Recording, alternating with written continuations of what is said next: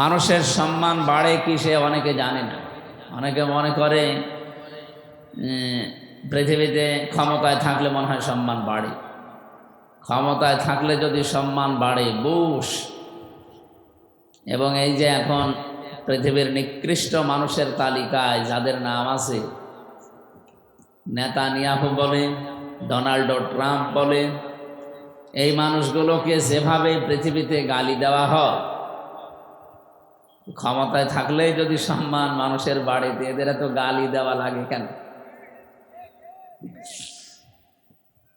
আল্লাহ রাব্বুল আলামিন বলেন, ইয়ারফাউল্লাহুল্লাযীনা আমানু মিনকুম ওয়াল্লাযীনা উতুল ইলমা দারাজাত।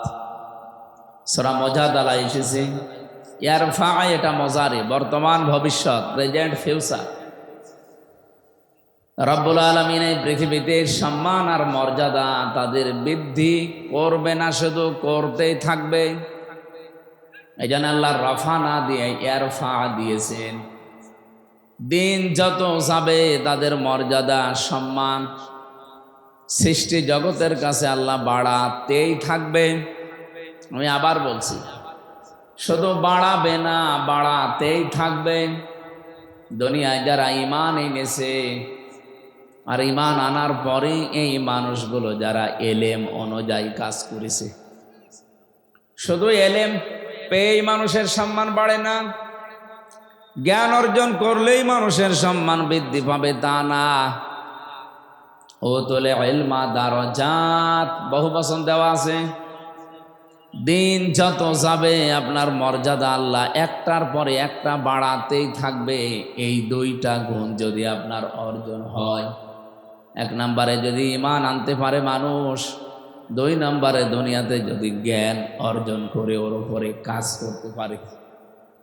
আমি আশা করছি কথা আপনারা বুঝেছেন। পৃথিবীর মানুষের সম্মান কিসে বাড়ে কোরআনের আয়াত থেকে আমরা জানলাম। সুতরাং আজকে থেকে ঈমান যায় আছে নড়বড়ি হবে না, ঈমানটা যেন মজবুত হয়, শক্ত হয়। দুই নম্বরে ওয়াল্লাযীনা উতুল ইলমা দারাজাত, তোমাদের ভেতরে যারা এলেম অর্জন করেছে, এলেম পেয়েছে, আজকের এই অনুষ্ঠানটা সাজিয়েছেন জ্ঞান অর্জন করার জন্য না লোক দেখানোর জন্যে? এই যে আপনারা যারা টাকা পয়সা খরচ করলেন, কষ্ট করে এসেছেন, একটাই উদ্দেশ্য, আমরা কিছু পেতে চাই এখান থেকে। এ দুনিয়ার জীবন চালিয়ে আখেরাতের বিশাল জীবনে মুক্তি পাওয়ার জন্যে যেই পাতেহ দরকার আল্লাহর কোরআন থেকে, নবীর হাদিস থেকে, এই পাতেহগুলো আমরা আজকে এখান থেকে শুনে কাজে পরিণত করার মাধ্যমে আখেরাতের জীবন, দুনিয়ার জীবন, রব্বানা আতিনা ফিদ দুনিয়া হাসানা ওয়া ফিল আখিরাতি হাসানা, এই করতে চাই। আর রাজি আছেন না আপনারা? আল্লাহ আমাদেরকে তৌফিক দিন। আমি হেদায়েতমূলক কিছু কথা বলতে চাই। এর তেলাওয়াত কিন্তু একটা আয়াত আর লক্ষ লক্ষ হাদিসের একটা টুকরা মাত্র পড়েছি। আল্লাহ আমাকে যেন কিছু কথা বলার মতো সুযোগ দান করেন, আপনাদেরকে ধৈর্য এবং সহ্য নিয়ে শুনে বাড়িতে কাজে পরিণত করার তৌফিক দান করেন, বলেন আমিন। যারা এই যে আসলেন কোরআনে কারীম শোনার জন্যে, আল্লাহ পাক বলেন পৃথিবীতে আমি যদি কাউকে হেদায়েত দিতে চাই, আর কেউ যদি আমার দৃষ্টিতে বুদ্ধিমান দাবি করে, তাহলে কোরআনে কারীম কিভাবে শোনা লাগবে, কিভাবে অনুসরণ করা লাগবে, এই কথাগুলো সূরা জুমারের ভেতরে আছে 18 নম্বর আয়াতে। আল্লাযীনা ইয়াস্তামিউনাল কাওলা ফায়াত্তাবিউনা আহসানা উলাইকাল্লাযীনা হাদাহুমুল্লাহ উলাইকা হুম উলুল আলবাব। আল্লাহ পাক বলেন যারা আমার কোরআন শোনে আর এখান থেকে যেগুলো উত্তম বিষয় আছে সেগুলো অনুসরণ করার সিদ্ধান্ত নেয়, উলাইকাল্লাযীনা হাদাহুমুল্লাহ, এই মানুষগুলো তো তারা যাদেরকে আমি আল্লাহ নিজে হেদায়েত দান করি, বলেন সুবহানাল্লাহ। আল্লাহর কাছ থেকে হেদায়েত পেতে হলে মাস্ট বি আপনাকে কোরআনে কারীম শোনার পর তার উত্তম বিষয়গুলো অনুসরণের মাধ্যম হিসাবে গ্রহণ করা লাগবে। দুই নম্বরে উলাইকা হুম উলুল আলবাব, এবং এই মানুষগুলো আমি আল্লাহর দৃষ্টিতে বুদ্ধিমান।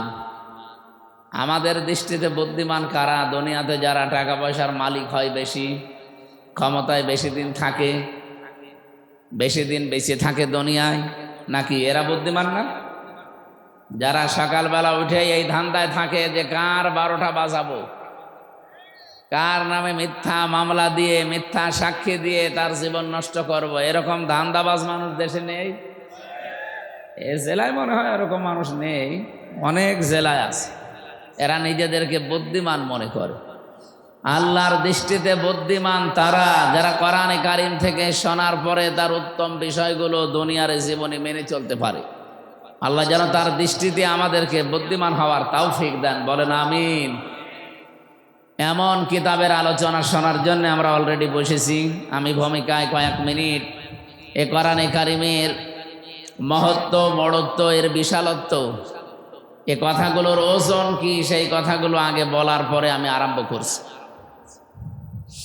আল্লাহ রাব্বুল আলামিন বলেন, অলাউ আন্নামা ফিল আরদি মিন শাজারাতিন আকলামু ওয়াল বাহরু ইয়ামুদ্দুহু মিন বা'দিহি সাবআতু আবহুরিম মা নাফিদাত কালিমাতুল্লাহ ইন্নাল্লাহা আজিজুন হাকীম।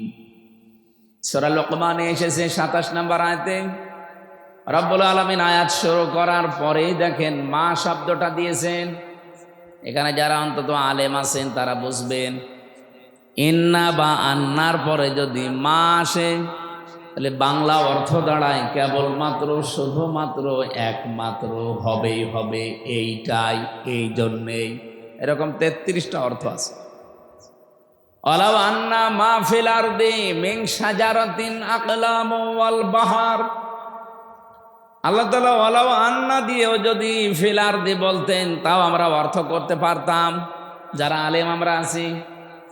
তো মা দিয়ে আল্লাহ এমন গ্যারান্টি দিয়েছেন কেবলমাত্র, শুধুমাত্র, প্রকৃত পক্ষে, এই জন্যেই সত্য সত্যই তাম পৃথিবীতে যত গাছগাছালি আছে, এই সুন্দরবন সহ, আমাজন জঙ্গলের গাছ সহ, এ গাছগুলো যদি কেউ কলম বানিয়ে ফেলে, পৃথিবীতে যত সমুদ্র আছে এর সাথে যদি আরো 7টা সমুদ্রের পানি যোগ করে কেউ লিখতে আরম্ভ করে কালি বানিয়ে, রব্বুল আলামিন বলেন হয়তো একদিন সব কালি শেষ হয়ে যাবে। আমি কোরআনে যত নিয়ামতের কথা দিয়েছি আমার কথা লিখে শেষ করা যাবে না। মা নাফিদাত কালিমাতুল্লাহ, আমি আল্লাহর কালামগুলো ছোট্ট ছোট্ট শব্দে আমি আল্লাহ তোমাদেরকে জানিয়েছি, কিন্তু এত ব্যাখ্যা এর ভেতরে লুকিয়ে রেখেছি। আজ 1500 বছর চলছে, কত মানুষ কত ভাবে তাফসির লিখেছে। আমার এই ছোট্ট জীবনে প্রায় 42টার উপরে তাফসির আমার দেখা অলরেডি সুযোগ হয়েছে।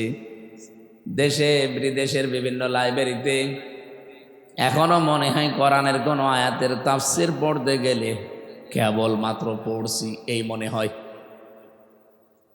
এমনকি বিশ্বের ভেতরে যত মুফাসসির আজ পর্যন্ত 1500 বছরে পার হয়ে গেছে, কোনো মানুষ আজ পর্যন্ত বলতে পারে না যে আমি যে তাফসির লিখেছি হক আদায় হয়ে গেছে, আর লাগবে না।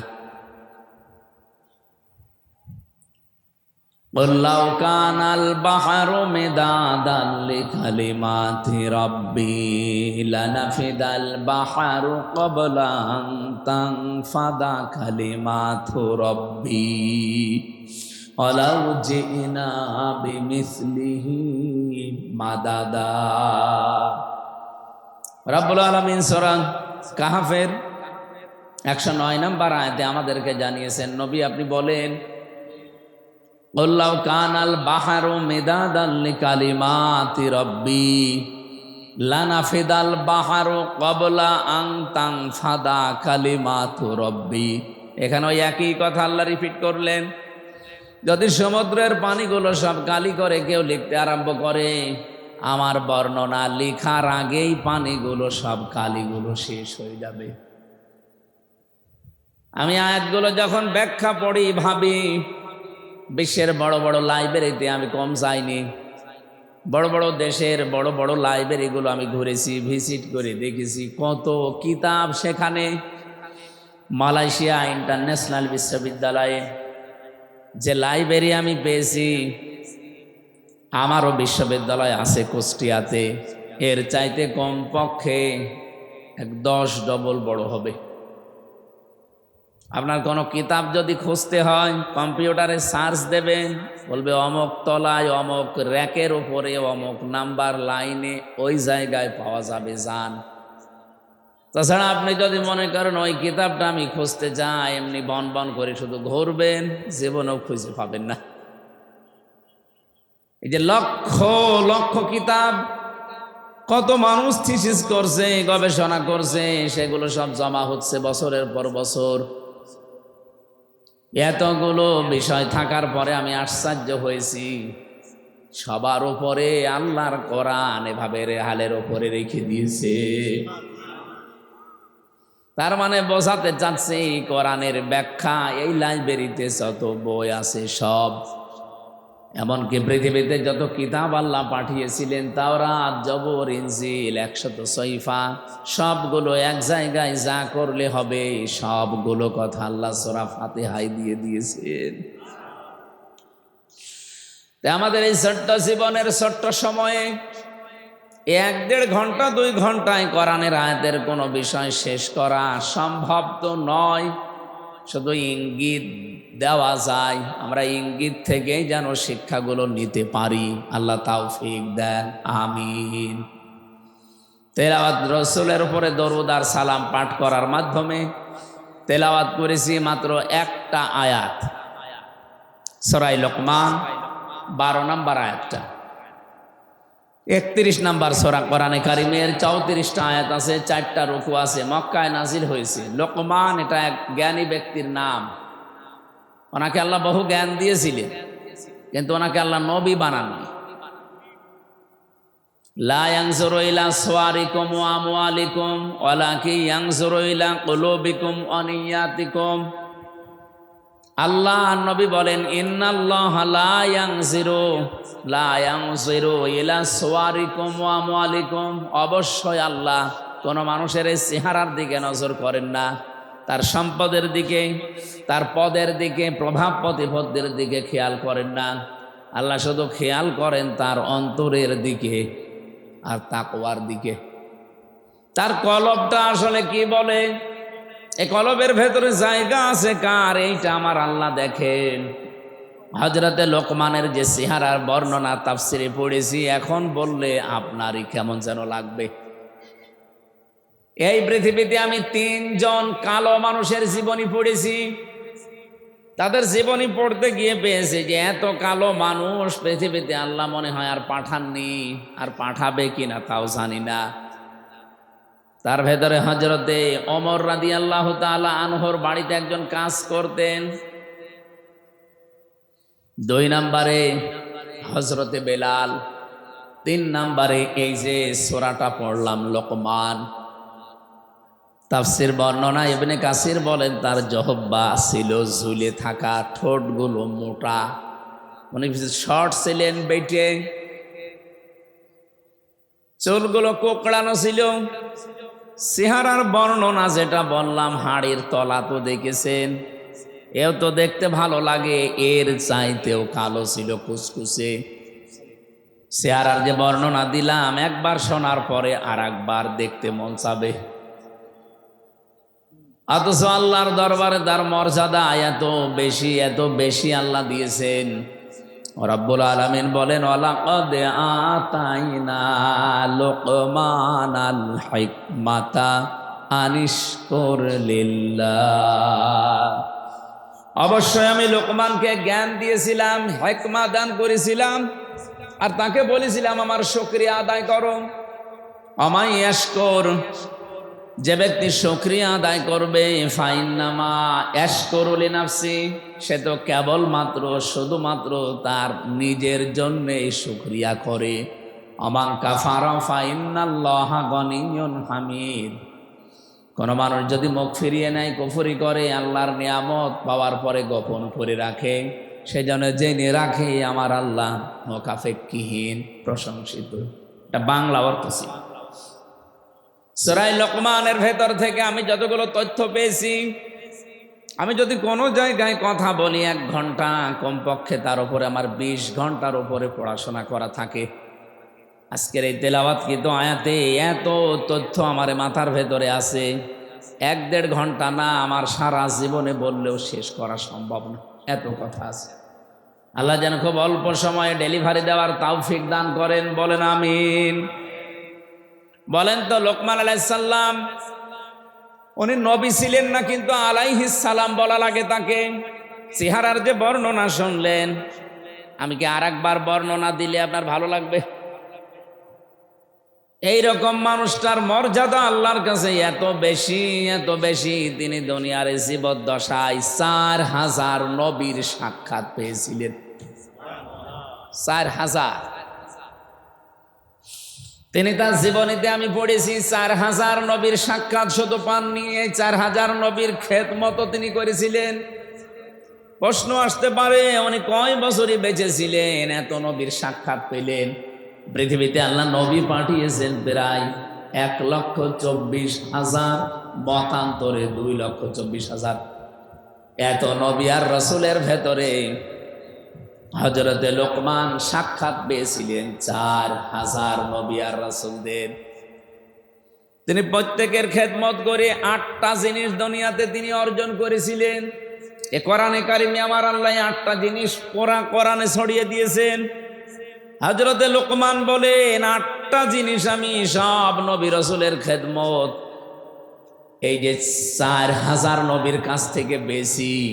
কিয়ামত পর্যন্ত যারা দুনিয়াতে আসবে, তারাও যদি 8টা বিষয় অনুসরণ করে চলতে পারে, তারাও চিরন্তন হয়ে যাবে। হযরতে লোকমান উনি বিদায় নিয়েছে কত হাজার হাজার বছর আগে, অথচ এখন সূরা লোকমান পড়লে মনে হয় ওই লোকটা এখনো বেঁচে আছে। পৃথিবীতে 200 কোটির উপরে মুসলমান। আমার মনে হয় হযরতে লোকমানকে নাম শুনলে তার জন্য দোয়া করে না এরকম মুসলমান নেই। কারণ আল্লাহ পাক তাকে কোরআনে কারিমে চিরন্তন করে দিয়েছেন।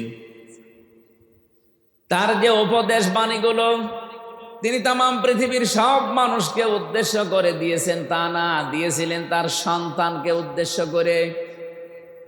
রব্বুল আলামিন তার সন্তান হযরত লোকমান তার সন্তানকে এমন এমন কথাগুলো জানিয়েছেন, আল্লাহ এত বেশি খুশি হয়ে গেছেন যে কোরআনে কারিমের মতো এরকম মহা একটা কিতাব, যে জায়গায় আল্লাহ তার নামে 34টা আয়াত বিশিষ্ট একটা সূরা লোকমান পুরাটা নাযিল করেছেন। আপনি সূরার নাম দেখবেন, সূরা মুহাম্মদ আছে, সূরা ইউনূস আছে, সূরা ইউসুফ আছে। এই যে নাম বলছে এগুলো সূরা ইব্রাহিম আছে, সূরা হুদ আছে, সূরা নূহ আছে, এগুলো সব নবীদের নাম। হযরত লোকমান নবী হিসাবে নির্বাচিত হতে পারেননি, কিন্তু তিনি এমন জ্ঞান অর্জন করে জ্ঞানটা কাজে লাগিয়েছিলেন। রব্বুল আলামিন বলেন, এই জ্ঞান কাজে লাগানোর কারণে আমি আল্লাহ তাকে চিরন্তন করে রেখেছি। তিনি যে 8টা বিষয় তাম পৃথিবীর মানুষকে জানাতে চেয়েছেন, ওই 8টা বিষয় আমাদেরকে এখন অর্জন করা আবশ্যক ও কর্তব্য। আমি মনে করি আমাদের দরকার। দলমত আদর্শ আমাদের আলাদা থাকতেই পারে, কোরআন যেহেতু সবাই আমরা পড়ি, পড়লেও সূরা লোকমান আমাদের পড়া লাগে। এই জন্য সবার জন্যে সূরা লোকমানের এই 8টা বিষয় প্রযোজ্য। 1 নম্বরে আল্লাহ বলেন, আমি তাকে জ্ঞান দিয়েছিলাম। এই যে জ্ঞানটা, এটা আমার আল্লাহ পাক তার বান্দা হযরতে লোকমানকে দান করার পরে, লোকমান আলাইহিস সালাম সহ যত মানুষ তারা দুনিয়াতে জ্ঞান পেয়েছে, তারা জ্ঞান পাওয়ার পরে বিনয়ী হয়ে গেছে।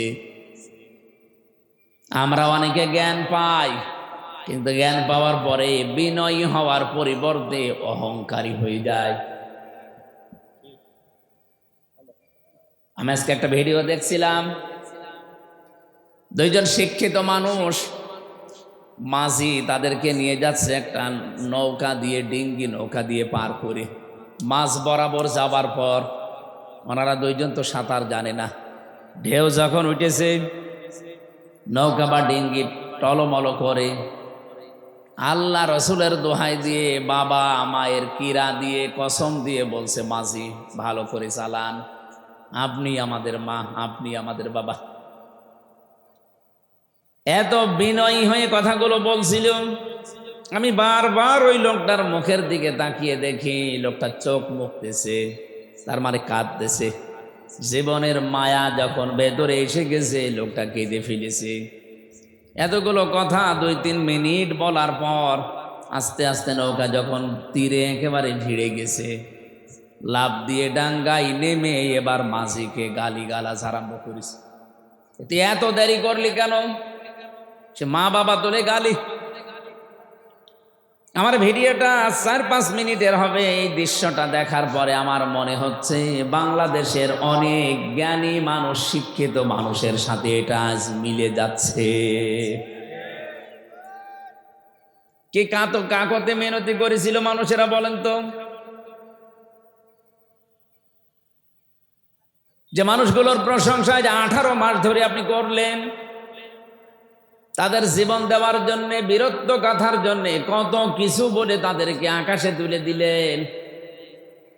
অথচ এই মানুষগুলো এখন পুরাটা চোখ উল্টিয়ে ফেলেছে। জ্ঞান পেলে মানুষ বিনয়ী হয়, এটা জ্ঞানের প্রথম বৈশিষ্ট্য। কিন্তু যারা আজ জ্ঞান পেয়ে বিনয়ী না হয়ে আজ পুরাটা চোখ উল্টিয়ে অহংকারী হয়ে গেছেন, আল্লাহর কসমে জ্ঞানী শয়তানের মতো আপনাকে ডোবাবে। এজন্য আমার প্রথম কথা ছিল, শুধু ঈমান আনলে আর জ্ঞান অর্জন করলেই সম্মান বাড়বে না, জ্ঞানের ওপরে কাজ করা লাগবে। আপনার জ্ঞান কি ওইটা বলে? যে মানুষগুলোর জন্য আজ আমির হামজা এই সাতক্ষীরার আশাসনী অন্তত এই ময়দানে হাজারো মানুষের সামনে কথা বলতে পারছে। আপনি কোনোদিন কল্পনা করেছেন এই 17 বছরে? আমি তো সাতক্ষীরার নাম ও মুখে আনতে ভয় পেতাম, কারণ এটা বাংলাদেশের দ্বিতীয় কারবালা। এমন কোন জুলুম অত্যাচার নেই এই 17 বছরে এই জেলায় হয়নি। আমরা শুনেছি, দেখেছি, মানুষের বাড়ি ঘর বোল্ডোজার দিয়ে ভেঙে দিয়েছে। কে কথা বলেন না কেন? এগুলো সব সাক্ষী।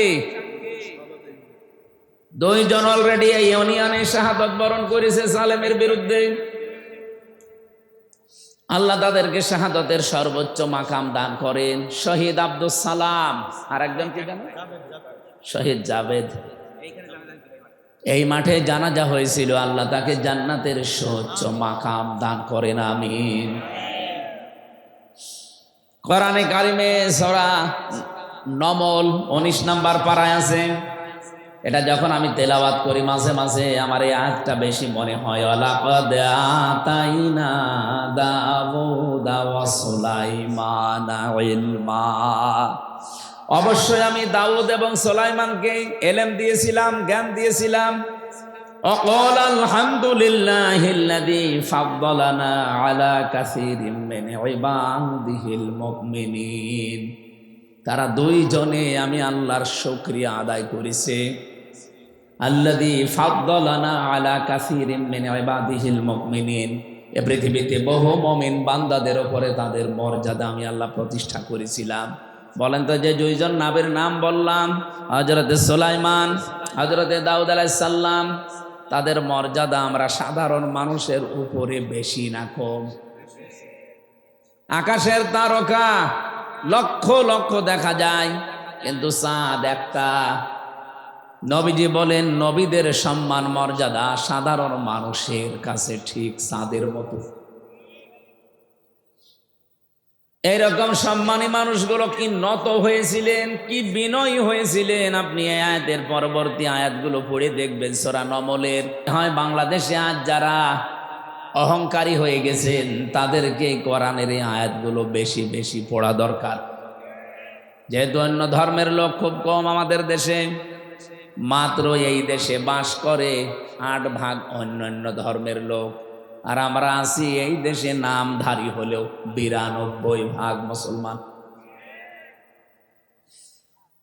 এই জন্য আহ্বান জানাচ্ছি, জ্ঞান আল্লাহ যাদেরকে দান করে, জ্ঞানের প্রথম বৈশিষ্ট্য সে বিনয়ী হবে, নম্র হবে। সে জ্ঞান অর্জন করার পরও যদি বিনয়ী নম্রতা কারো ভেতরে না আসে, অহংকার চলে আসে, বুঝতে হবে শয়তান তাকে দখল করে ফেলেছে।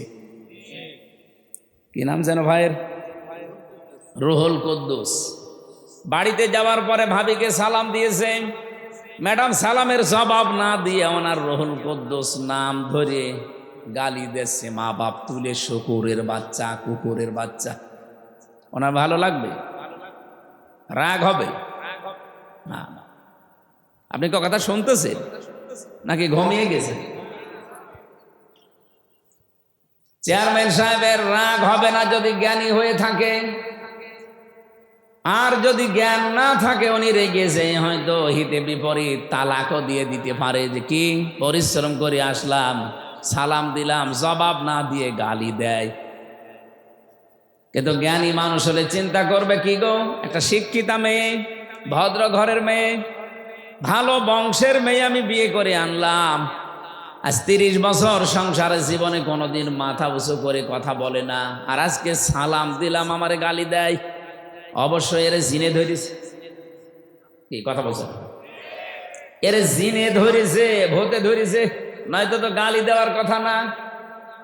আপনি জ্ঞান অর্জন করেও যদি বিনয়ী হতে না পারেন, নম্র ভদ্র হতে না পারেন, আপনি বুঝবেন আপনি আর মানুষ নেই, শয়তান আপনাকে দখল করে ফেলেছে।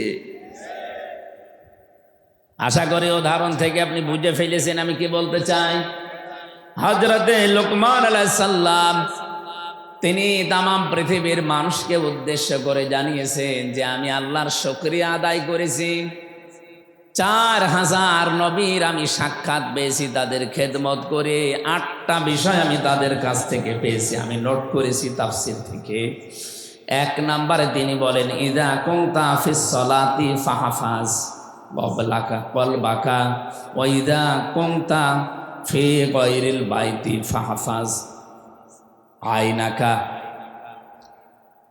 তিনি দুনিয়ার মানুষকে জানিয়েছেন, হে পৃথিবীর মানুষেরা, আমি নবীদের কাছ থেকে যে 8টা বিষয় পেয়েছিলাম, তার প্রথম নাম্বারে এই যে নামাজে যখন মানুষেরা দাঁড়াবে তখন যেন কলবের হাজির অবস্থায় নামাজ আদায় করে।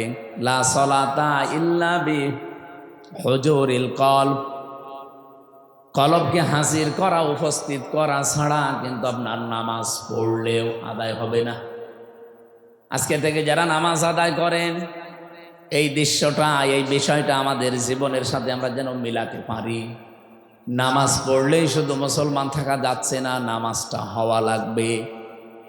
আর নামাজ যতক্ষণ পর্যন্ত আপনার কলবের সাথে না মিলবে, এ কলবটা যায় নামাজের এই কতটুকু জায়গা, এদিকে 2.5 হাত, এদিকে 1.5 হাত, এতটুকু জায়গার ভেতরে যখন আপনার মন থাকবে, এদিকে ওদিকে যাবে না, তখন আপনি নামাজের সেজদায় আনন্দ পাবেন। জেলখানায় 3 বছর আমারে ফাঁসির কন্ডেম সেলে, প্রথমে তো আয়না ঘরে, এরপরে কন্ডেম সেলের ভেতরে 24 ঘন্টা তালা লাগিয়ে রেখেছিল। জীবনের এই 34 বছর বয়সে এই 3টা বছর আমি যেভাবে কাটিয়েছি, এই 1.5-2 বছর বাইরে এসে এই দুনিয়ার চাকচিক্যে পড়ে আমার মনে হচ্ছে ওই 3 বছর আমি আল্লাহর ইবাদতে ছিলাম। গভীর রজনীতে আমি সেজদা দিয়ে যে মজা পেয়েছি, এখনো সেজদা দেই, কিন্তু ওই মজাটা এখন আর হয় না। রাত 2টা-3টার সময় 1.5 পারা, 2 পারা, 3 পারা পর্যন্ত নামাজে তেলাওয়াত করে আধা ঘন্টা, 45 মিনিট, 1 ঘন্টা আমরা এক একটা সেজদায় পড়ে থাকতাম।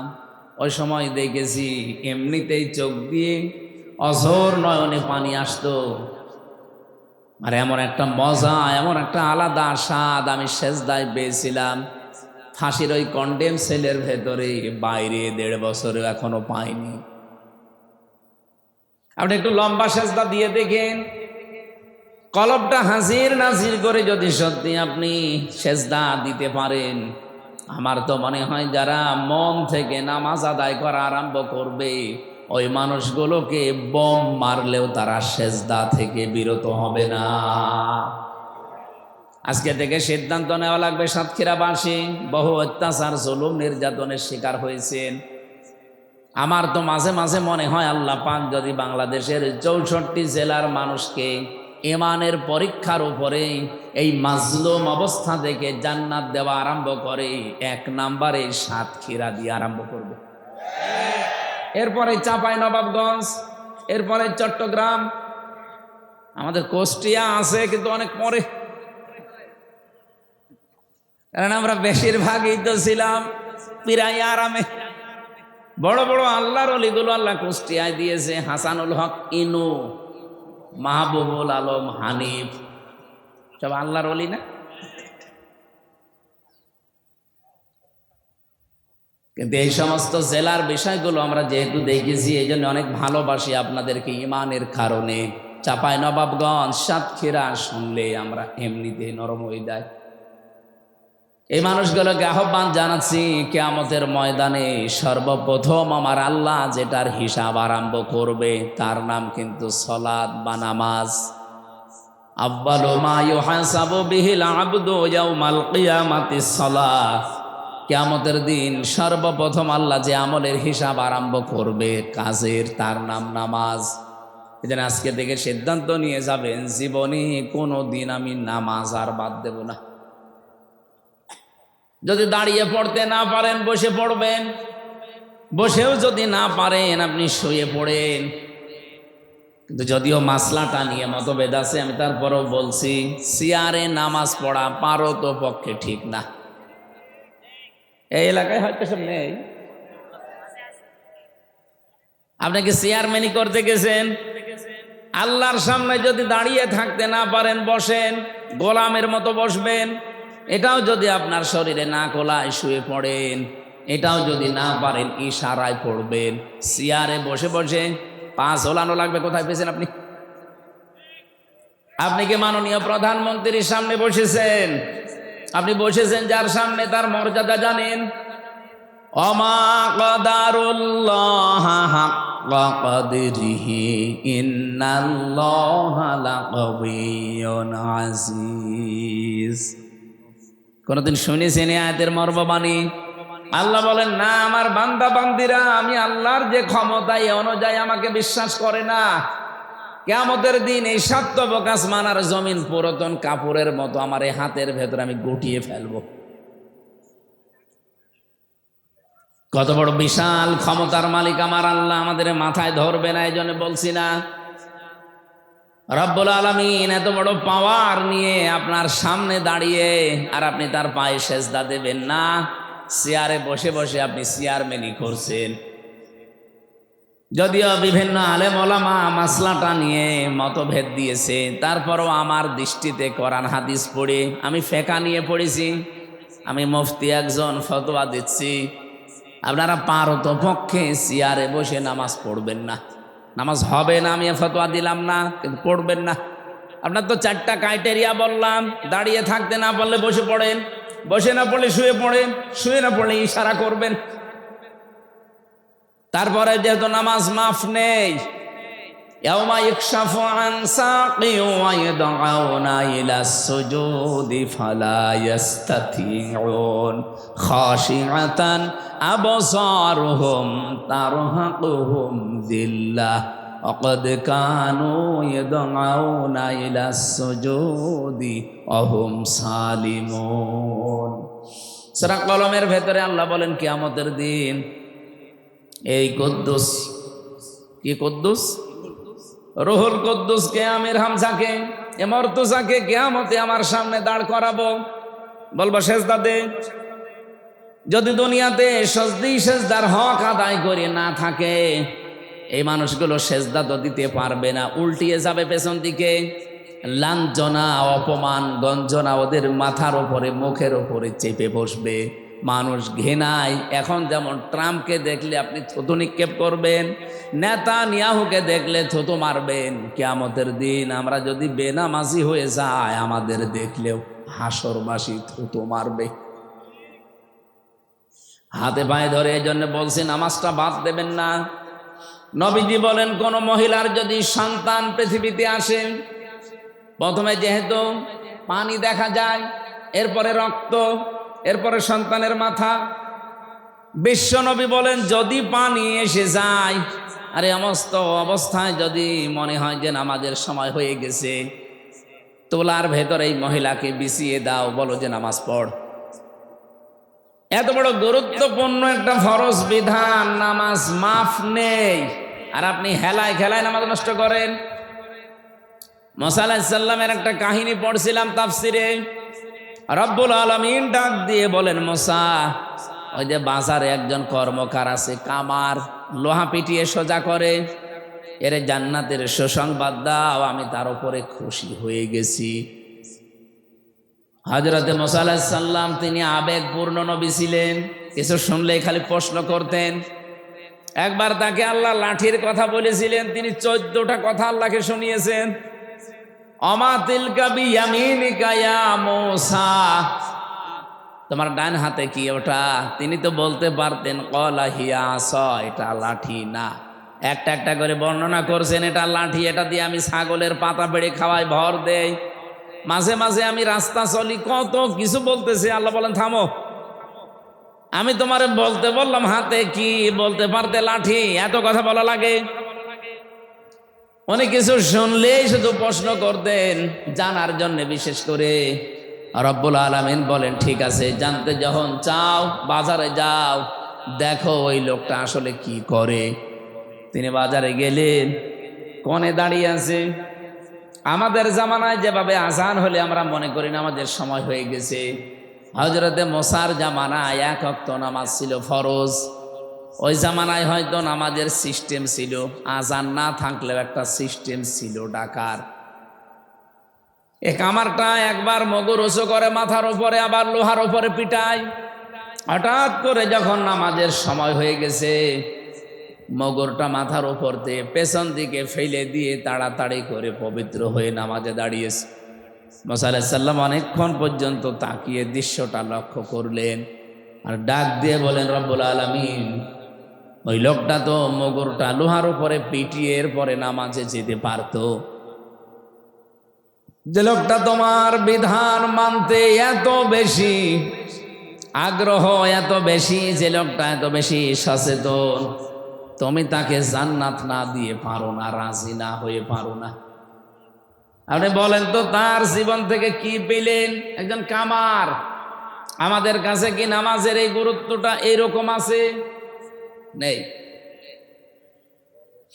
রমজান এসেছিল যতগুলো শিক্ষা দিতে, আমি তো প্রায় 27টা শিক্ষার উপরে অর্জন করেছি। এখন আমার কাজ হবে, আমার যে হাদিস ছিল, আহাব্বুল আমালি ইলাল্লাহি আদওয়ামুহা ওয়া ইন ক্বাল্লা, বুখারী শরীফের হাদিস।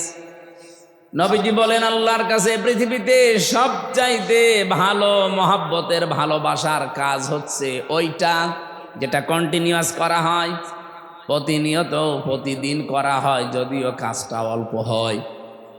রমজানে যেহেতু একটা অভ্যাস আমাদের তৈরি হয়ে গেছে, নামাজ আদায় করা, জামাতে নামাজ পড়া, এমনকি তাহাজ্জুদেরও অভ্যাস আমাদের অনেকের হয়ে গেছে। এটা ধরে রাখবেন, কন্টিনিউয়াস, কম হোক তারপরও ধরে রাখেন। আদওয়ামুহা ওয়া ইন ক্বাল্লা, যদি আপনি এটা বাস্তবে রাখতে পারেন, দায়েম কায়েম ভাবে, কন্টিনিউয়াস ভাবে, একটা দিন এভাবে করে করে, অল্প হলেও আমার আল্লাহর কাছে এটা সবচাইতে দামি কাজ। বলেন সুবহানাল্লাহ। দুনিয়াতে যত ইবাদতের কথা আমরা পড়েছি, মাওলানা সাহেব বলছিলেন, এ জমিন যার, বিধান চলবে তার, এটা আল্লাহর কাছে প্রিয় কাজ। অন্যান্য হাদিসের বর্ণনা আছে, এই পৃথিবীতে আল্লাহর কাছে প্রিয় কাজ হচ্ছে তাকে সেজদা দেওয়া। আমি পড়া কোরআন শরীফের ভেতরে 2টা কাতারের কথা পেয়েছি। কাতার, এই 2টা কাতারকে আল্লাহ সবচাইতে বেশি ভালোবাসেন, দেখলেই তিনি খুশি হয়ে যান। 1 নম্বরের কাতার পাবেন সূরা সফ 4 নম্বর আয়াতে, ইন্নাল্লাহা ইউহিব্বুল্লাযীনা ইউকাতিলুনা ফি সাবিলিহি সাফফান কান্নাহুম বুনয়ানুম মারসুস। অবশ্যই আল্লাহ তোমাদের ভেতরে ওই কাতারকে বেশি ভালোবাসেন যারা সীসা গলা প্রাচীরের মতো ঐক্যবদ্ধ হয়ে জমিনে আল্লাহর বিধান কায়েমের জন্য চেষ্টা করে। আর সাতক্ষীরার মানুষের এটা করছে আমি জানি। এখানে 4টা আসনে 4টায় আপনারা ইনসাফের পক্ষে রায় দিয়ে সংসদে কোরআনের পক্ষে কথা বলার জন্য পাঠিয়েছে। আপনার কি মনে হয় মুহাদ্দিস রবিউল বাশার জীবনেও কোনোদিন মূর্তির পক্ষে কথা বলবে? কথা বলে না কেন? উনি শিরিক করতে বলবে। ওখানে যদি 2টা দিনও সময় পায়, 5 মিনিটও সময় পায়, 1 মিনিট হয়তো আল্লাহর প্রশংসা করবে, 4 মিনিট আপনাদের কথা তুলে ধরবে। কিন্তু বহু মানুষকে আমরা দেখছি সংসদ অধিবেশন শুরু হওয়ার পর থেকে আজকের পর্যন্ত যেই কয়টা অধিবেশনে গেলাম, সিরিয়াল হিসাবে যাদের নাম আসে তারা আল্লাহর প্রশংসা তো দূরের কথা, শুধু মানুষের প্রশংসায় পঞ্চমুখ। কেন এত মানুষের প্রশংসা করা লাগবে কেন? কে কোন জামানায় মারা গেছে, কে কি করেছে, অত কথা আপনার বলার দরকার কি? আপনাকে বানিয়েছে যে তার নাম বলবেন বিসমিল্লাহির রহমানির রহিম, এরপরে আপনার যে দায়িত্ব জনগণ তুলে দিয়েছে এই কথা বলেন। সময় দিয়েছে 5 মিনিট, 4.5 মিনিট গেছে বিভিন্ন মানুষের বন্দনা করতে। এখন বলে মাননীয় স্পিকার আমারে আরেকটু সময় দেন। আরে তোর সময় দিলেন 5 মিনিট, কি করলি তুই? তোর এলাকায় একটা ব্রিজ নেই, ব্রিজের কথাটা বলতে পারলি না, আর হাফ মিনিট আছে, এখন বলছে সময় দেন। এই তেল মারা জাতি এটা বন্ধ করা লাগবে। আমি তো বলার এখনো পাইনি, যদি পাই 29 তারিখে এই তেল মারা বন্ধ করব। যেখানে সংসদের এক একটা মিনিটে বাংলাদেশের মানুষের টাকা খরচ হয় প্রায় 25,000-এর উপরে এক এক মিনিটে, আর সেখানে আপনি তেল মারেন মানুষকে। এই খুলনা, সাতক্ষীরা, বাগেরহাট এ সমস্ত এলাকায়, বিশেষ করে যে আশাশুনি, শ্যামনগর, কয়রা, পাইকেলঘাটা, এরপরে পাইকগাছ এলাকায় কত দুঃখ দুর্দশা মানুষের। রাস্তাঘাটও সেরকম ভালো না। এসেছে নাকি আমাদের কি এমপি সাহেব? ও ভালো আছেন আপনি? ঠিক আছে, বসে। ভারপ্রাপ্ত হলে হবে, এবার ভার ফেলে দেওয়া লাগবে। হ্যাঁ ইনশাল্লাহ ভার এবার আর থাকবে না। আসল চেয়ারম্যান হিসাবে আল্লাহ কবুল করেন, আমিন। আমরা কি বলতে চাচ্ছিলাম যেন আপনাদের সামনে, প্রশংসা মানুষ আদায় করতে হবে কার? প্রতিদিন অন্তত 17 বার করে আপনার মুখ দিয়ে আল্লাহ এই কথাটা বের করে নেয়। আপনি দেখবেন প্রতিদিন 17 বার। যদি আপনি নফল সুন্নত মানে নামাজ নাও পড়েন, শুধু ফরজ নামাজও পড়েন, তাও 17 বার বলা লাগে আলহামদুলিল্লাহি রাব্বিল আলামিন। প্রশংসা কার? এখানে যে আলিফ লাম দেওয়া আছে, হয়তো এনারা জেনারেল শিক্ষিত মানুষ বুঝবে না, আলেমদের জিজ্ঞাসা করেন। আলিফ লাম 4 প্রকার হয়।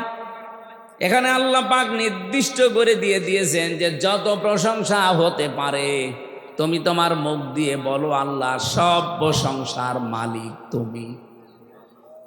এমনকি আমি দেখেছি কাবা শরীফে মানুষ যখন যায়, যে কাপড়টা পরে যায় ওটা মনে করি আমরা যে এহরামের কাপড় না, ওটা কাফনের কাপড়। মানুষ তো আমরা মরে গেলে তাকে ধোয়ানো, গোসল করানো, এরপরে কাফনের কাপড় পরাই। আর আমি হামজা নিজেই মরে গেছি, এরপরে নিজেকেই নিজে কাফনের কাপড় মানে এহরামের কাপড় পরেছি, ওটা আসলে কাফনের কাপড়। এটা পরার পরে আল্লাহর ঘরের দিকে চারিদিকে বারবার ঘুরি, মানে কি যে আল্লাহ আমি সব ছেড়ে দিয়ে এসেছি, তোমার পেছনে ঘুরতেছি। 1 নম্বরেই বলা হয় লাব্বাইক, আল্লাহ আমি কিন্তু উপস্থিত হয়ে গেছি তোমার দরবারে। আল্লাহ বলেন দাঁড়া। কোথায়? সেই বাংলাদেশ, 6000 কিলোমিটার দূর থেকে এসেছি মক্কায়, আমার ঘরের কাছে এসে বলছি লাব্বাইক। ঠিক আছে দাঁড়া, তোর নাম আমার হাজিরা খাতায় আমি লিখে নেব, কিন্তু 1 নম্বরে তোরে বলা লাগবে যে আমি মুশরিক না। লাব্বাইক আল্লাহুম্মা লাব্বাইক লা শারীকা লাকা লাব্বাইক। এক নম্বরে স্বীকৃতি দেওয়া লাগে যে আল্লাহ আমি হাজির হয়ে গেছি। আল্লাহ বলেন তোর নাম আমি লিখবো হাজিরা খাতায়, তুই যে আমার বান্দা, তুই যে আমার বান্দি, এই কথাটা আমি লিখবো, কারণ এই শব্দটা এত দামি আমি আল্লাহর কাছে। কোরআন শরীফের ভেতরে বিশ্ব নবীকে আমি যত নামে নামে ডাক দিয়েছি, সবচাইতে প্রিয় নাম আমি আল্লাহর কাছে বান্দা। এই জন্য কোরআন শরীফে দেখবেন তাবারাকাল্লাযী নাযালাল ফুরকানা আলা আবদিহি লিয়াকুনা লিল আলামিনা নাযীরা। এই আয়াতের মাঝখানে আবদুন আছে, আবদুন মানে বান্দা। ওয়াইন কুনতুম ফি রাইবিম মিম্মা নাযালনা আলা আবদিনা, এখানে আলা আবদুন শব্দ দিয়েছেন। আবদুন মানে দাস, বান্দা, গোলাম, ভৃত্য, সার্ভেন্ট যাই বলেন। আল্লাহর কাছে শব্দটা এত দামি, এত ভালোবাসেন আল্লাহ। মানুষ যখনই তার ঘরে যে কথা বলে লাব্বাইক আল্লাহ আমি হাজির, আমি তোমার বান্দা, তোমার দাস, তুমি একটু লিখে নাও। আল্লাহ বলেন দাঁড়া, বল যে আমি আল্লাহ তোমার সাথে শরিক করি না, আমি মুশরিক না, আমার চিন্তা চেতনায় কোনো শিরিকের গন্ধ নেই, আমার কাজকর্মে কোনো শিরিক নেই। এই কথাটা বলার পরে আপনার নাম আল্লাহ লিখবে না, স্পেশাল ভাবে তিনটা স্বীকৃতি আপনার মুখ দিয়ে আল্লাহ নিয়ে নেয়। এক নম্বরে বলা লাগে ইন্নাল হামদা, হামদের আগে আলিফ লাম, এর আগে আছে ইন্না। আল্লাহকে আপনি নির্ধারিত করে বলছেন ইন্নাল হামদা, অবশ্যই যত প্রশংসা আছে দুনিয়াতে, আজকে থেকে আমি আর কারো প্রশংসা করব না, সব প্রশংসা আমি তোমার জন্য দিয়ে দিলাম। এতটুকু বলার পরও আপনার নাম হাজিরা খাতায় উঠবে না। দুই নম্বরে বলা লাগে ওয়া নি'মাতা লাকা, যত নিয়ামত তুমি আমাকে দিয়েছো এই নিয়ামতগুলো আজকে থেকে আমি তোমার জন্য ব্যয় করব। ক্ষমতাটা নিয়ামত কার? আরো জোরে বলেন। আমি যে সুস্থ আছি এ নিয়ামত কার? দিন দিন আমার শরীরের অঙ্গ প্রত্যঙ্গ গুলো সব আমার হাতছাড়া হয়ে যাচ্ছে। কখন যে চুল পেকে যায় আমাকে বলেও না, কখন যে দাঁত নড়ে যায় আমাকে বলেও না, চামড়া কখন ঝুলে যাচ্ছে আমারে বলেও না। বলেন বলেন। দিন দিন আমি একটা জগতের দিকে এগিয়ে যাচ্ছি। রব্বুল আলামিন আমাকে স্মরণ করিয়েছে যে এই যে কয়েকদিন সুস্থ আছো এটা কিন্তু একটা নিয়ামত, এই নিয়ামতটাও কাজে লাগাবে আমার জন্য, এটা বলা লাগে নি'মাতা লাকা। তিন নম্বরে বলা হয় অল মুলক, হে আল্লাহ আমি যদি রাজ্য রাজনীতি দুনিয়াতে কিছু করে থাকি, আমি কথা দিয়ে গেলাম এখন থেকে তোমার জন্য করব। কত বড় গুরুত্বপূর্ণ কথা আপনি তিনটা আল্লাহর সামনে বলেন, টের পান। আমার মাঝে মাঝে আজ বাংলাদেশের বিভিন্ন নেতাদের বক্তব্য শুনলে আফসোস লাগে, আল্লাহ এরা অধিকাংশ হয়তো হাসি এ বলে এসেছে কি আর করছে কি। 10 মিনিট কথা বললে 8 মিনিট আপনি মানুষের প্রশংসা করেন। কেন প্রশংসা আমার আল্লাহর করা যায় না? আপনি যে কথাটা বলতে পারেন, আপনি কোনোদিন চিন্তা করেছেন? বিজ্ঞান এখন তথ্যটা দিয়েছে, এক একটা কথা এই মুখের গহ্বর থেকে বের হতে, এখানে যে জায়গাটা পাচ্ছেন এখানে 27টা ধাক্কা লাগে, এরপর একটা কথা তৈরি হয়। আমি যখন বিজ্ঞান ভিত্তিক তাফসীরগুলো পড়ি মাঝে মাঝে আমার মনে হয় আল্লাহ 27টা স্তর এখান থেকে পার করার পরে একটা কথা মুখ দিয়ে বের হচ্ছে। আর কোরআন হাদিসের ব্যাখ্যা হচ্ছে প্রতিটি স্তরে একজন করে ফেরেশতা বসে আছে। এই যে এই কোনার মুরব্বী থেকে শুরু করে এখানে যারা আমরা আছি, উনি ওসি সাহেবের কাছে, উনি মুরব্বীর কাছে, উনি চেয়ারম্যান, উনি আমার কাছে, আমি মর্তজা ভাইয়ের কাছে, এভাবে দিতে দিতে 27 নাম্বার জায়গায় যে যার কাছে দায়িত্বে আছে উনি মুখের এই জায়গা দিয়ে কথাটা যখন বের করে দেবে, বের করে দেওয়ার আগে যার কণ্ঠের সাথে এই কথাটা মিলবে সেই আকারে কথাটা বের করে দেয়। সবার কথায় যদি আল্লাহ একরকম করে বের করে দিত, আমার মনে হয় চেয়ারম্যানের বাড়িতে গেলে আমি জোতা পিটা খেতাম। ম্যাডাম তো মনে করতো আমার মনে হয় লোকই এসেছে, অথচ লোক তো ওনারটা না অন্যেরটা, মারামারি হইতো না। শুধু কণ্ঠের এই স্বরটাকে আমার আল্লাহ এই 27টা স্তরের ভেতরে, কম্পিউটার থাকলে আপনাদেরকে আমি দেখাতে পারতাম, এমন সুন্দরভাবে সিস্টেম করে দেখাচ্ছে। সর্বশেষ জায়গায় যখন কথাটা বের করে দেয় ফেরেশতারা, আপনার মতো আমির হামজা পৃথিবীতে একটা দুইটা না, কোটি কোটি আছে। কার কণ্ঠ দিয়ে, কোন আওয়াজ দিয়ে, কোন স্তরে কথাটা বের হলে তার কণ্ঠের সাথে মানাবে, মানানসই হবে, আল্লাহ ওই রকম কণ্ঠ করে কথাটা বের করে দেয়। বলেন সুবহানাল্লাহ। এই নিয়ামতটা যদি আপনাকে আল্লাহ না দিত, আপনি বক্তব্য দেওয়ার সময় আল্লাহর বিরুদ্ধে কথা বলেন, আপনি বক্তব্য দেওয়ার সময় মানবতার বিরুদ্ধে কথা বলেন, জীবনেও বলতে পারতেন না। যেহেতু এই নিয়ামতটা আল্লাহ আপনাকে দিয়েছে, এই নিয়ামতটা কাজে লাগান। 3টা কথা বলার পরে আমি দেখেছি হাজী সাহেবরা চলে আসার দিন যখন বিদায় তাওয়াফ করে, তখন একটা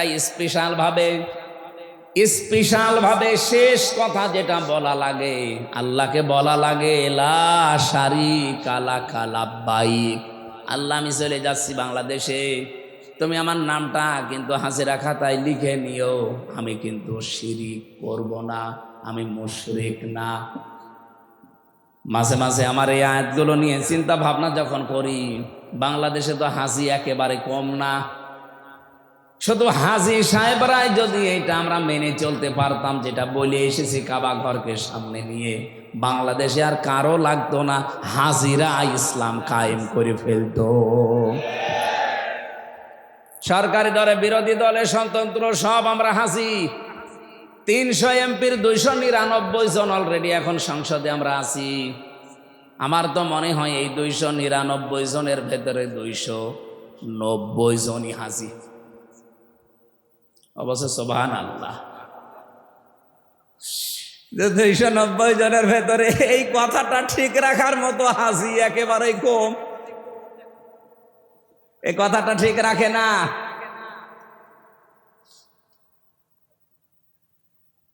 এই জন্য প্রশংসার মালিক যেহেতু আমার আল্লাহ, নামাজের ভেতরে দাঁড়িয়ে 17 বার আপনার মুখ থেকে স্পেশাল ফতোয়া আল্লাহ বের করে নিচ্ছে প্রতিদিন, আলহামদুলিল্লাহি রাব্বিল আলামিন। আমি হযরত লোকমানের কথা বলছিলাম, উনি বলেছে নামাজের ভেতরে মনটা তৈরি করো, এটা আমি 4000 নবীর থেকে পেয়েছি। আপনাদেরকে আমি এই উপদেশটা দিয়ে গেলাম যে যেখানেই নামাজ আদায় করেন না কেন, নামাজের ভেতরে মন তৈরি করেন। কিয়ামতের দিন যে বিশাল কঠিন অবস্থা আল্লাহ বানাবে, মেয়ে লোকের পেট ফেটে সন্তান বের হয়ে যাবে, শিশু বাচ্চাকে তার মা মনে রাখবে না। এই কঠিন অবস্থায় তার মানুষকে তার আরশের ছায়ায় মাছের কলিজা দিয়ে খাবার খাওয়াবে। তার অন্যতম একটা প্রকার আছে যে মানুষের কলব সব সময় আল্লাহর ঘর মসজিদের সাথে লটকানো থাকে, তার মানে নামাজের জন্য যার মনটা অস্থির থাকে। নামাজের ভেতরে আমাদের মন তৈরি করা লাগবে খুশু আর খুজু দিয়ে। আমরা নামাজ অনেকেই পড়ছি, কিন্তু নামাজের ভেতরে আমাদের মনটা থাকে না, মন চলে যায় অন্যদিকে। এমনকি নামাজের ভেতরে অনেকে মাছের ঘেড়ের হিসাব করে। কথা বলছে না কেন? নামাজের ভেতরে দাঁড়িয়ে সাহাবায়ে কেরামের জীবনী আমি পড়ি, আর মাঝে মাঝে ওই জেলখানার কথা ভাবি যে হ্যাঁ, কিছুটা হলেও জেলের নামাজগুলো একটু ভালো ছিল। বাইরে এসে এত ব্যস্ততা, নামাজ পড়তে 2 রাকাত নামাজে তো অন্তত 5 মিনিট লাগার কথা, 3 মিনিটে ছাতা শেষ হয়ে যায়। হযরত তালহা নামাজে দাঁড়িয়েছিলেন, পাশেই তার একটা বাচ্চা খেলা করছিল। পাহাড়ি এলাকা থেকে একটা সাপ এসে বাচ্চাটাকে জড়িয়ে ফেলেছে। হযরতে তালহা নামাজে আসেন, এই জন্য তিনি খেয়াল করেননি, তেলাওয়াত মত্ত ছিলেন। স্ত্রী দৃশ্য দেখলেন যে স্বামী নামাজে আছে, এই জন্য ডাকেন নাই। আশপাশ থেকে লোকজন ডাক দিয়ে সাপটাকে মেরে বাচ্চাটাকে বিপদমুক্ত করে বসে আছে। নামাজের পরে হইচই পড়ে গেছে। হযরত তালহা নামাজ শেষ করার পরে জিজ্ঞাসা করলেন স্ত্রী, এতগুলো মানুষ বাড়ির ভেতরে কি করে? স্ত্রী বলছে, সুবহানাল্লাহ স্বামী, আপনি এতগুলো ঘটনা সব ঘটে গেল, কিছু টের পাননি। আপনি নামাজে থাকাকালীন আমি দেখেছিলাম একটা বাচ্চা সাপ জড়িয়ে ফেলেছে, লোকজন ডাক দিয়ে সাপটাকে মেরে আমি বাচ্চাটাকে বিপদ মুক্ত করে বসে আছি। এতগুলো কাজ আপনার সামনে হইচই পড়েছে, আপনি কিছুই টের পেলেন না। হযরতে তালহা বলেন, স্ত্রী নামাজের ভেতরে তেলাওয়াতে আল্লাহর সাথে কথা হচ্ছিল। আমি যখন বলছিলাম আলহামদুলিল্লাহি রাব্বিল আলামিন, আমার আল্লাহ যেন জবাব দিচ্ছে সাদ্দাকতা ইয়া আবদি, আমার বান্দা সত্য কথা বলছে। তার মানে এই কথাটা তার জীবনের সাথে মিল আছে, ও আল্লাহ বাদে অন্য কারো প্রশংসা করে না। আমি যখন আর রহমানির রহিম পড়েছি, আমার আল্লাহ জবাব দিচ্ছিলেন। যতগুলো কথা বলি আল্লাহ জবাব দেয়। নামাজের ভেতরে মন এদিকে ওদিকে চলে গেলেও নামাজ আর নামাজ থাকে না। আপনারা নামাজ আরম্ভ করবেন খুশু খুশু নিয়ে। আমি 2 নম্বরে পেয়েছি, হযরতে লোকমান বললেন, পৃথিবীর মানুষেরা 4000 নবীর কাছ থেকে আমি খেদমত করে এই শিক্ষাটা পেয়েছি যে কারো বাড়িতে যদি কেউ প্রবেশ করে যেন উকি ঝুঁকি না দেয়। অনেক মানুষের মন দেখবেন এরকম আছে, কারো বাড়িতে বেড়াতে গেলে শুধু উকি ঝুঁকি দেয়। এলাকায় মানুষ নেই এরকম। স্বামী স্ত্রী কোনো ঘরে যদি থাকে, কোনো মানুষ যদি দরজা জালানার ফাঁকা দিয়ে এদিক ওদিক করে তার দিকে তাকায়, নবীজি বলেন সীসা গরম করে অথবা সুচ গরম করে ও চোখ সেলাই করে দাও। কোরআনে কারিমে জানিয়েছেন আল্লাহ সূরা এটা নূরের ভেতরে আছে 26 নম্বর আয়াত, সম্ভবত 27 নম্বর আয়াত। ইয়া আইয়ুহাল্লাযীনা আমানু লা তাদখুলু বুয়ুতান গায়রা বুয়ুতিকুম হাত্তা তাস্তানিসু ওয়া তুসাল্লিমু আলা আহলিহা।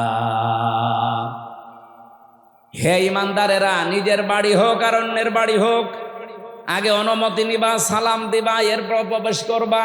আমাদের আজ পারিবারিক জীবনে, সামাজিক জীবনে এই আয়াতটা পালন হয় না। আমরা সামাজিক জীবনে, পারিবারিক জীবনে যদি এটা একটু ফলো করার চেষ্টা করি, আমার মনে হয় পরিবারেই সালাম দেওয়ার প্রচলন, অনুমতি নেওয়ার এই সিস্টেম আসলে অনেক পরিবারে অনেক গোনা কমে যাবে। বিশেষ করে আমার কাছে যেটা ধরা পড়েছে, আমি জানি না আপনার সাথে মিলবে কিনা, বহু মানুষ আছে বিবাহের পরে 1 বছর 1.5 বছর 2 বছর নিজের স্ত্রী ভালো লাগে, এরপরেই দেখবেন নিজের বউ আর ভালো লাগে না। অন্যের বউ দেখলেই কেমন যেন মন আনচান করে। এটা একটা রোগ। এটা কি? এই যে নিজের বউ যার কাছে ভালো লাগে না, অন্যেরটা দেখলেই মন ভালো হয়ে যায়। এরকম লোক আছেন কারা? হাত তোলেন তো। এলাকায় সব নেই। তারপরেও যদি কোনো রোগী থাকেন, আপনার রোগের জন্য আল্লাহ একটা ঔষধ দিয়েছেন, মাত্র 1 মাস পালন করবেন, আমি গ্যারান্টি দিয়ে যাচ্ছি, আল্লাহর কসম, আপনার বউ আপনার কাছে অন্যের বউ দেখলে যেমন লাগে তার চাইতেও বেশি ভালো লাগবে। নাকি বলবো না? আল্লাহ পাকের ঔষধ, উল্লিল মুমিনিনা ইয়াগুদ্দু মিন আবসারিহিম ওয়া ইয়াহফাযু ফুরুজাহুম যালিকা আযকা লাহুম। হে নবী, আপনি মুমিন পুরুষদেরকে বলেন তারা যেন পরনারীর থেকে চক্ষুকে নিম্নগামী করে রাখে। 2 নম্বরে তাদের লজ্জাস্থানের হেফাজত করে। শুধুমাত্র একটু শক্ত হয়ে দেখেন যে আল্লাহর যেহেতু নিষিদ্ধ, আমি কোনো পর নারীর দিকে তাকাবো না। যদি একেবারে বাধ্য না হয় আমি তাকাবো না। 2 নম্বরে আমার লজ্জা স্থানটা আমি একটু হেফাজত করে রাখবো। চেষ্টা করলেই পারা যাবে। শয়তানের সাথে যুদ্ধে লিপ্ত হওয়া লাগবে। মন নামে যে শয়তানটা আপনাকে ধোঁকা দিচ্ছে, সব সময় একটু শক্ত হওয়ার চেষ্টা করেন। মাত্র 1 মাস চেষ্টা করেন। যালিকা আযকা লাহুম। আল্লাহ বলেন এইটাই পবিত্রতম ঔষধ পন্থা। ইন্নাল্লাহা খাবীরুম বিমা ইয়াসনাউন। তোমরা যা করো আমার আল্লাহ যেহেতু সব জানে। এই কথাটা যে মানুষটা সব সময় মনে রেখেই 2টা ঔষধ আজকে থেকে খেতে পারবেন, 1 মাসের ভেতরে দেখবেন নিজের বউ দেখলে অন্যের বউর সাথে ভালো লাগবে। এখানে ওকে ঝোঁকে মারার এই সিস্টেম বন্ধ করা লাগবে। আজ হাজারো পরিবারে বিভিন্ন জায়গায় যে পরকিয়া প্রেমে এ শুধু মেয়ে লোকের মামলা নিতে ওসি সাহেবরা মানে হাফ লেগে যাচ্ছে তাদের। আপনি থানায় যেয়ে দেখবেন 100টার প্রায় 70টা মেয়েলি কেস আর 30টা জমি জায়গা নিয়ে ঝামেলা। আমাদেরকে একটু স্বস্তিতে কাজ করতে দিতে হলে আমাদের কোরআনের এই আয়াতগুলো আমাদের ব্যক্তি, পরিবার, সমাজ আর রাষ্ট্রে পালন করা লাগবে। আল্লাহ পাক আমাদের নিজেদেরকে হযরত লোকমানের এই যে 2 নাম্বার উপদেশ তিনি যা দিয়েছেন নবীদের কাছ থেকে পেয়েছেন, এটা মেনে চলার তৌফিক দেন, বলেন আমিন। 3 নাম্বারে পেয়েছি যে খাবার খেলে সব খেয়ে ফেলবেন না। খাবার দিয়েছে 4-5 রকম তরকারি, যেটা আপনার রুচি নেয় ভালো লাগে সেটা দিয়েই খাবার শেষ করেন। একেবারে সবগুলো মরণের খাওয়া খেয়ে শেষে আর পেটে জায়গা নেই, হজম হওয়ার মতো কায়দা নেই, শেষে গ্যাস্ট্রিক, আলসার, বিভিন্ন রোগ আপনার শরীরে বাসা বাঁধে। উনি বলেন আমি নবীদের কাছ থেকে এইটা পেয়েছি। প্রতিটি নবীকে আমি এই 4000 নবী দেখেছি, প্রত্যেকটা নবীর বুক ছিল বড়, পেট ছিল ছোট। আর আমরা নবীর এমন উম্মত, আমাদের বুক নেই, শুধু পেট। এরকম মানুষ নেই? এত বড় বড় ভড়ি হয়, উকুন মারা যায় ভড়ির ওপরে। মহিলারা লজ্জা পায় যে কি গো, ছেলে মেয়ে হয় আমাদের আর পেট হয় এর। কি ভড়ি, আখেরি ভড়ি বানিয়েছে। 4000 নবীর জীবনী উনি বলছেন যে একটা নবীরও আমি ভড়ি বড় পাইনি, পেট প্রত্যেকের ছোট ছিল। আর প্রতিটি নবীর বুক ছিল বেশ ওসারও বড়। একটাই মাত্র কারণ, তারা খাবার খাওয়ার সময় 3টা বিষয় লক্ষ্য করতেন। এই পেটটাকে 1 ভাগ খাবার, 1 ভাগ খালি, আর হজম হওয়ার জন্য 1 ভাগ পানি দিতেন। আমি সহ প্রত্যেকে যদি এটা মেনে চলতে পারি, আমাদেরও বুক ইনশাল্লাহ বড় হবে, পেট ছোট হবে। 4 নাম্বারে উনি বলেন কথা বললে হিসাব করে বলা দরকার। আজ বাংলাদেশের হাজারো মানুষ শুধুমাত্র ধরা খায় এই কথা হিসাব করি না বলার কারণে। 18 মাস আগে যা বলেছিল 18 মাস পরে কিন্তু সেটা আর বলছে না, পুরা উল্টিয়ে গেছে। তার মানে কথা হিসাব করে বলা যায় না। আপনি যেটা মানতে পারবেন না সেটা বলতে যান কেন? হযরত লোকমান বলেন আমি নবীদের কাছে এইটা পেয়েছি, তাও 4000 নবীর কাছে এইটা ছিল। তারা কথা বলতেন খুব হিসাব করে। আপনি এক কথা বললেন চাচা এরশাদের মতো, আবার বিকালে যে পস্তাবেন না থুক্কু আমি বলি নাই, না এরকম করা যাবে না। কথা দরকার বলবেন না, শুনবেন বেশি, চুপ থাকবেন। মান সমাতা না যা, যারা চুপ থাকে তারা নাজাত পেয়ে যায়, বলেন সুবহানাল্লাহ। উনি বলেন আমি 5 নাম্বারে 2টা, 5 আর 6 নাম্বার বলেন আমি এই 2টা বিষয়কে অর্জন, আর 7 আর 8 এই 2টাকে বর্জন। নবীদের কাছ থেকে 2টা আমি অর্জন করেছি, আর 2টা আমি বর্জন করেছি। অর্জন করেছি এটা যে সব সময় আল্লাহকে সঙ্গে রাখা লাগবে। কাকে? 2 নাম্বারে সব সময় কবরের চিন্তাটা মাথায় থাকা লাগবে, তাহলে আপনার আর মানুষের সম্পদ আত্মসাৎ করা জীবনেও হবে না। 7 নাম্বারে পেয়েছি দুনিয়াকে মহব্বত বর্জন করা লাগবে। 8 নাম্বারে পেয়েছি নিজেকে অহংকার মুক্ত করার চেষ্টা করতে হবে। হযরত লোকমানকে আল্লাহ জ্ঞান দিয়েছিলেন, তিনি জ্ঞান অনুযায়ী এগুলো অর্জন করে দুনিয়ার মানুষকে তিনি শুনিয়েছেন। তিনি যদি না মানতেন তাহলে এই কথাগুলো আমাদের আসর হতো না। তিনি মেনেছেন, দুনিয়ায় আমল করেছেন, কাজ করেছেন, এই জন্যে তার কথাটা শুনলেই আমারও এখন মানতে মনে চাচ্ছে। আপনার চাচ্ছে না? বলেন বলেন। আল্লাহ আমাদেরকে এই 8টা উপদেশ 4000 নবী থেকে যিনি পেয়েছিলেন মেনে চলার তৌফিক দেন, বলেন আমিন। যতটুকুই বলেছি আমি আমার ঈমান থেকে কথা বলেছি, আল্লাহ আমাকে সহ প্রত্যেককেই যেন মেনে চলার সুযোগ দান করে।